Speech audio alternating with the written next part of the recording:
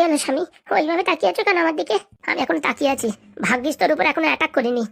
মানে কি কি বলতে চাইছো? হারামজাদি শয়তানি, হ্যাঁ তুই আমার বাবারে ভাতের সাথে তরকারির সাথে কি মিশিয়ে খাওয়াইছিস? আমি আমি এবার কি খাবো? তুই কি ভাবতেছিস আমি তোর কোনো চাল বুঝতে পারছি না? আরে স্বামী, তুমি কি বলছো? আমি তো কিছুই বুঝছি না। ভালোই ভালোই বল, আমার বাবারে কি খাওয়াইছিস? আমার বাবা সেই দুদিন ধরে একদম কোমার ভিতরে চলে গেছে, ডাকলেও সাড়া দিচ্ছে না। কি খাওয়াইছিস আমার বাবারে ঠিক করে দে, নাহলে কিন্তু ভালো হবে না বলে দিচ্ছি। ও স্বামী, তোমার কথা ভুল হচ্ছে। আমি কেন খাওয়াতে যাবো?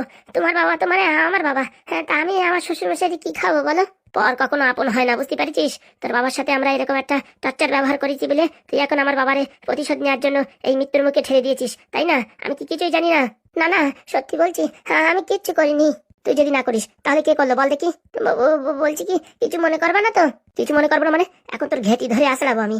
বলছিলাম কি, কালকে আমি যখন থালা বাসন মেজে আসি তখন শুনেছিলাম ওই নতুন একটা উকিল আইছে না, উকিলের সাথে তোমার মা ষড়যন্ত্র করছিল তোমার বাবাকে কি করে এরকম অপাইস করে রাখা যায়, আর অপাইস করে রাখলি পারে তারপরে তোমার মা তোমার এই বাবার জায়গায় ভোটে দাঁড়াবে। আর আমি যদি এতক্ষণ আমার বাপের নামে বলেছিস, এখন আমার মার নামে, তোর একদিন কি আমার একদিন দাঁড়া। স্বামী সত্যি বলছি স্বামী, তুমি ভুল বোঝো না, সত্যি বলছি। আর আমি যদি নির্বংশ পোড়ামুখী, হ্যাঁ আমার ঘরে খাবি আর আমার সংসারে আগুন ধরাবি, তোর এখানে থাকা হবে না। আর তোর এখানে থাকা হবে তো কুকুরের মতন জীবন হবে তারা। ও স্বামী, একটু বোঝার চেষ্টা করো। আমি কিচ্ছু করিনি, যা করেছি সব তোমার মা করেছে।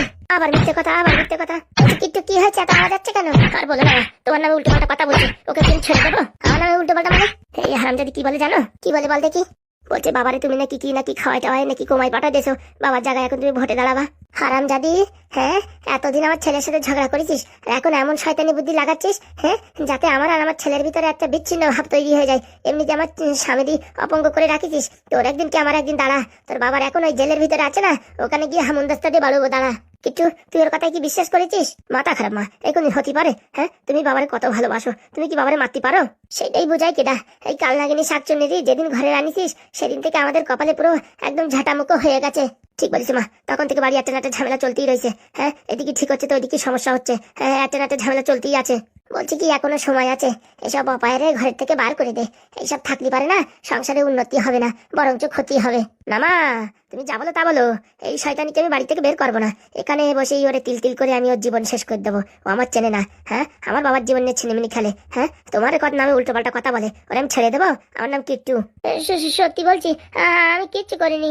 আবার মুখের উপর মুখ তুলে কথা বলছিস, মার খেয়ে তোর হয়নি? স্বামী তুমি আমার যতই মারো, কথা সত্যি ওটাই। তোমার মা আর ওই উকিল দুজনে মিলে তোমার এই বাবাকে এই কোমায় নিয়ে রেখেছে। কি বললি হারামজাদি, কি বললি? হ্যাঁ তোর এত বড় সাহস, আমার মুখের উপর তুই এরকম কথা বললি? বলছি কি মা, দেখো তোমার মুখের সামনে এরকম কথা বলছে আর তুমি বলছো ওকে মারবো না? ওর ঘেটিতি তুলে রে ঘেটিতি, আমি আর পারবো না, আমার হাত ব্যথা হয়ে গেছে। তুমি কটা শাল্টিং দাও। হারামজাদি, হ্যাঁ তুমি আমার আর আমার ছেলের ভিতরে অশান্তি বাঁধাতে চাস? তোর একদিন কি আমার একদিন, যতই মারেন আমি যেটা শুনেছি সেটাই বলবো। আপনি আর ওই উকিল দুজনে মিলে এই সর্বনাশ করেছেন বাবার। কি বললি হারামজাদি, আমি আমার স্বামীর এই অবস্থায় নিয়ে গেছি? দেখ তোরে আজকে ভালো করে দেবো কচু, যতই মারেন এটাই সত্য। ও মা তুমি কথা বলছো কেন? গুদুম করা করে নাকের বিচি মারো না তো। দিচ্ছি হারামজাদি, কিচ্ছু হয় না, মনে হয় কি লোহা ভরে রাখিস নাকে। মারেন, যত পারেন মারেন, ভগবানের বিচার আছে, ভগবান একদিনের বিচার করবেই করবে। ভগবান কি বিচার করবে? করবো তো আমি, দেখ কেমন লাগে। ভালো করে দাও, শান্তিতে থাকবো। সে শান্তি আর কপালে নাই। এখন ওর বয়স টয়স হয়ে গেছে, আমারে পাঠাইছে বাজার করতে, আর ভাল লাগে না। আর ওদিকে ঢ্যাবনার বউ, বাবারে বাবা, 19-20 হলি পারে চেঁচামেচি শুরু করে দেয়। অন্য কিছুতে কিচ্ছু বলে না, কিন্তু বাজারে যদি কোনো কিছু কম বেশি হয় তাহলে আর রক্ষা নাই। কোন শালারে ডাকে রে আমারে? ও বাপ দাঁড়াও, অত জোরে হাঁটিয়ে না, তোমার সাথে আমি পারতেছি না, দাঁড়াও বাপ। আরে বাবা আমি এখন ব্যস্ত আছি, ডাকছো কেন? আরে বাবারে বাবা, অত ব্যস্ত হয়ে কোথায় যাচ্ছ? বৌমা আসবে বাড়ি, তাই বাজার ঘাট করতে যাচ্ছি। তা হাতে তো কোনো ব্যাগপত্র কিচ্ছু নেই। পয়সা থাকলে ব্যাগ লাগে না। তা বলো কি জানি ডাকিছো? বলছি বাবা ভীষণ বিপদে পড়েছি, তাই তোমার একটু আমি মনে করলাম। বিপদে পড়েছো মানে? আর আমি বা তোমার কি উপকার করতে পারি? তুমি পারবা বাবা, তুমি পারবা, আসো আমার বাড়ি একটু আসো না। দেখো আমি এখন কারো বাড়ি যেতে পারবো না, আমার কাজ আছে অনেক। ওরকম বলে না বাবা, আসো। দেখো আমার বউর মাজায় ব্যথা, উঠতে পারতেছি না। তুমি নাকি ওই জানো যে কোন ওষুধ খাওয়ালি পরে কি হয়? ওইসব বাপু আমি সব কাজ ছাড়িয়ে দিছি, আগে ওইসব হাবি জাবি কাজ করতাম, এখন এসব কিচ্ছু করি না। অনেক আশা নিয়ে তোমার পিছন পিছন দৌড়ে দৌড়ে আসলাম, আর তুমি বলছো কোনো এইসব কাজ ছাড়িয়ে দেছো, তাহলে আমার গিন্নির কি হবে? আরে বাবা, ভালো ভালো ডাক্তার আছে গ্রামে গঞ্জে, সেসব জায়গায় দেখাও না তো। আমার ডাকাচ্ছ কেন? অনেক ডাক্তার দেখাচ্ছি, কোনো কাজ হচ্ছে না। এখন ডাক্তার বলেছে কি আমরা কিচ্ছু করতে পারবো না। তাই ভাবলাম, অনেক কবিরাজও তো দেখাইছি, কোনো কাজ হয়নি, তাই ভাবলাম শেষ চেষ্টা তোমার দিয়ে করে দেখি। এই দেখো, এত বড় বড় ডাক্তার যখন কিচ্ছু করতে পারেনি, তা আমি অদম ফুটো, আমি কি বা করবো বলো? না বাবা, তুমি পারবা, আমি জানি তোমার উপর দৃঢ় বিশ্বাস আছে, তুমি পারবা। একবার একটু দেখে যাও আমার বউর মাজার হাড়ে দোষ না মাংসই দোষ না কৃষি দোষ, আমি তো বুঝতে পারছি না। আরে বাবা, ওইসব এক্সরে না করলে বোঝা যায় না। তুমি আসো বাবা, একবার একটু দেখে যাও, এই অধমের শেষ ইচ্ছে একটু পূরণ করে যাও। আরে দাদু, তুমি এমন কথা বলো না। এখন আমি একটা কাজে ব্যস্ত আছি, এখনই তোমার যেতে হবে। বলছি বাজারতে আসার সময় গেলে হবে না? না না, তুমি আসো এক্ষুনি। চলো দেখি, চলো। আমি জানতাম তুমি আসবা। কথা না বলে চলো, হাতের সময় কম, তাদের চলো।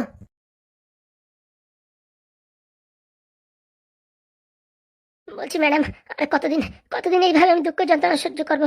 যারা আমার সবকিছু শেষ করে দিছে তাদেরকে আমি কি করে এইভাবে ছেড়ে দেবো বলেন? চিন্তা করিস না, তোর ঠাকুমার কিচ্ছু হবে না। ও যেখানে আছে ভালো আছে। আপনি যে বললেন দুদিনের ভিতরে খুঁজে বের করবো, তা এখনো তো খুঁজে বের করতে পারলেন না। কাজ চলছে, কাজ চলছে, গভীর লেভেলে কাজ চলছে। যারা এই কাজটা করেছে না, অত হালকা ভাবে করেনি, অনেক মাথায় বুদ্ধি খাটিয়ে কাজটা করেছে। বলছি ম্যাডাম, আমি তো জানি কাজটা কারা করেছে, ওই ফুটোর বাড়ির লোকেরা করেছে। ওদেরকে তুলে নিয়ে গিয়ে গুদুম গাদা মার দিলেই তো সব সত্যি কথা বলে দেয়। দেখো বাবা, এই গ্রামে ফুটোদের একটু ভালো মান সম্মান আছে, ওইভাবে ঝাপাত করে তো আমরা কাজটা করতে পারবো না, বুঝতে পারি তো।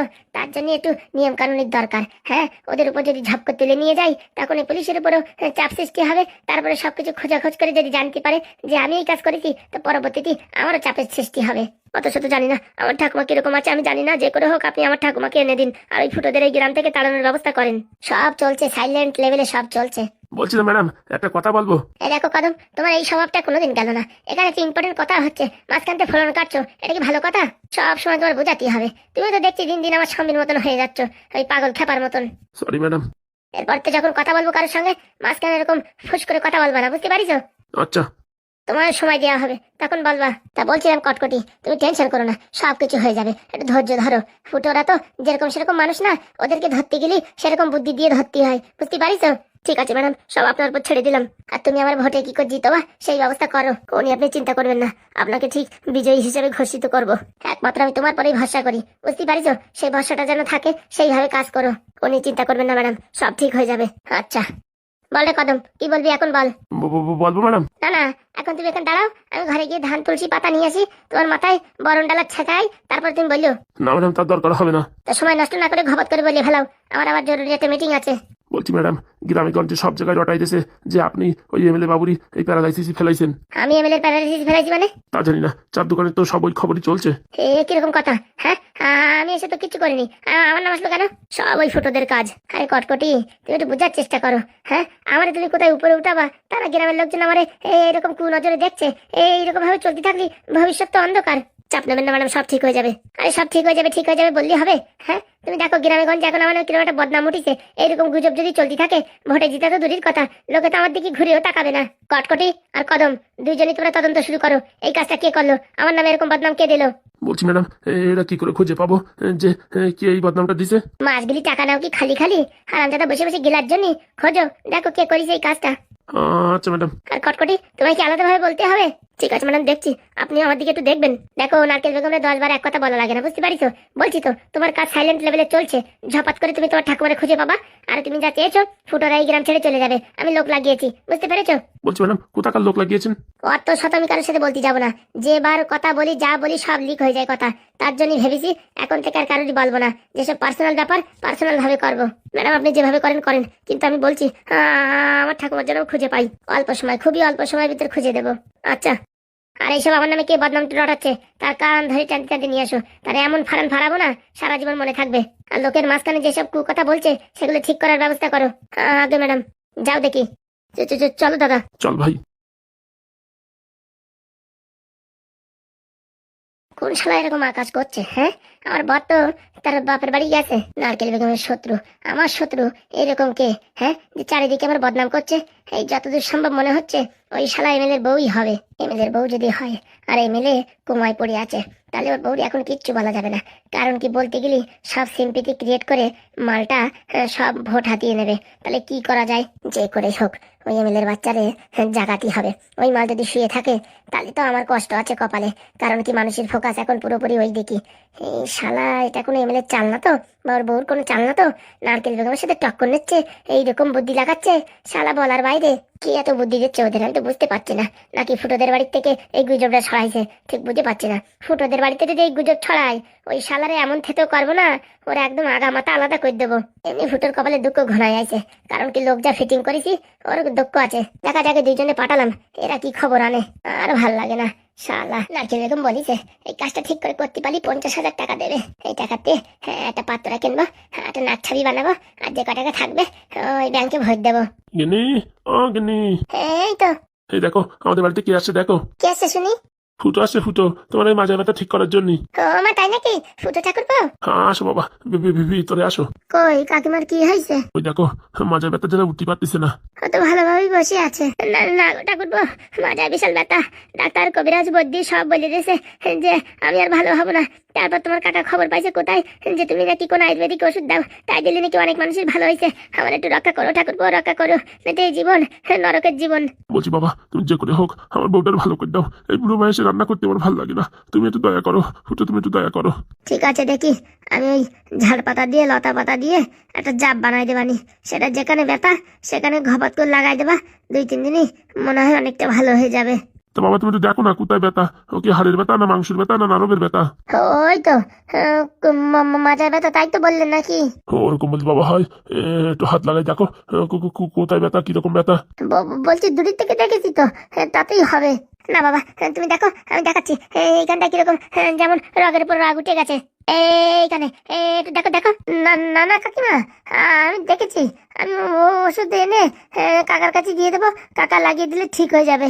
এরকম করো না ঠাকুরপো, একটু অনেক হাত লাগাই দেখো না। দেখো না ভাইপো, দেখো না। বলছি কি মেয়ে ছেলে গায়ে হাত লাগানো কি ঠিক হবে? আরে বাবা তুমি তো খালি একটু দেখবা কোথায় কি হয়েছে। তুমি তো কোনো কুমতলব নিয়ে এইসব হাত লাগাচ্ছ না। তবুও ওই আমি দূরের থেকে দেখেছি তো, বুঝতে পারিছি মনে হচ্ছে ওই গাঁটি বাঘ। দেখো বাবা ওরকম করো না, তুমি আমাদের নিজেদের মানুষ। একটু দেখো, যদি আমার বউটা ভালো হয় চিরজীবন তোমার কাছে আমি চিরকৃতজ্ঞ হয়ে থাকবো। হ্যাঁ, এত করে যখন বলছেন তাহলে আর কি অসুবিধা, একটু দেখি। কোথায় কাকিমা? এই তো, এখানে বসে হাত লাগাই দেখো কিরকম একটা ফোলা ফোলা ভাব। এইখানে, হ্যাঁ হ্যাঁ, আর একটু উপরের দিকে হাত দাও। এইখানে। সর্বনাশ হয়ে গেছে, কে কোথায় আছো দেখো। ফুটো আমার বউ দেখো কি ক্ষতি করে দিল। হ্যাঁ আসো আসো, কে কোথায় আছো? কি কি কি কি কি বলছো? ফুটো তুমি আমার বউর সাথে এরকম খারাপ ব্যবহার করবা আমি কোনদিন ভাবিনি। আমি কি খারাপ ব্যবহার করলাম আরামজাদা? হ্যাঁ, তুই আমার এই গায়ে হাত দিছিস, দাঁড়া তোরা দেখে নিচ্ছি। ও কাকিমা, আমার হাত ছাড়ো। কোনো ছাড়াছাড়ি নেই, গ্রামের লোকজন যতক্ষণ না আসবে ততক্ষণ তুই এইভাবেই থাকবি। গিন্নি তুমি এরকম বসো, আমি গ্রামের লোকজনটাকে নিয়ে আসি। তুমি যাও, তাড়াতাড়ি ডেকে নিয়ে এসো। সর্বনাশ হয়ে গেল, কে কোথায় আছো আসো। ও কাকিমা, তো ছাড়ো না। হারামজাদা পোড়ামুখো, আমি এখানে বসে তরকারি কাটছি, তুই পিছন দিয়ে এসে আমার মাথায় হাত দিচ্ছিস। দাঁড়া তোর দেখাচ্ছি গ্রামের লোকজনের কাছে তোরা আজকে যদি বদনাম না করি, তাহলে আমার নামও সবিতা বাই না।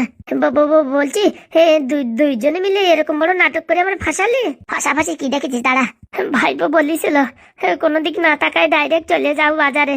শুনিনি, আমারই চুলকনি বেশি, এখন মরিছি। কি কেস হবে তা কে জানে। বলছি কাকিমা, দুটো চট থাপড় দিয়ে ছাড়িয়ে দাও, খালি খালি আমার নামে বদনাম দিও না। তোর কি করি তুই দেখ, আমি বুঝতে পারিছি সব নারকেল বেগমের কাজ, সব বুঝতে পারিছি আমি। বুঝতে পারিস আর যা পারিস, তোর কপালে আজকে দুঃখ আছে। ভগবান অধমরে বাঁচাও। আসো আসো, কে কোথায় আছো তাড়াতাড়ি আসো, দেখো আমার বউ সর্বনাশ করে দিল ওই ফুটোর বাচ্চা ফুটো। বাঁচাও বাঁচাও, কে কোথায় আছো বাঁচাও। ভগবান তুমি আমারে বাঁচাও, এই ডাইনির হাত থেকে বাঁচাও।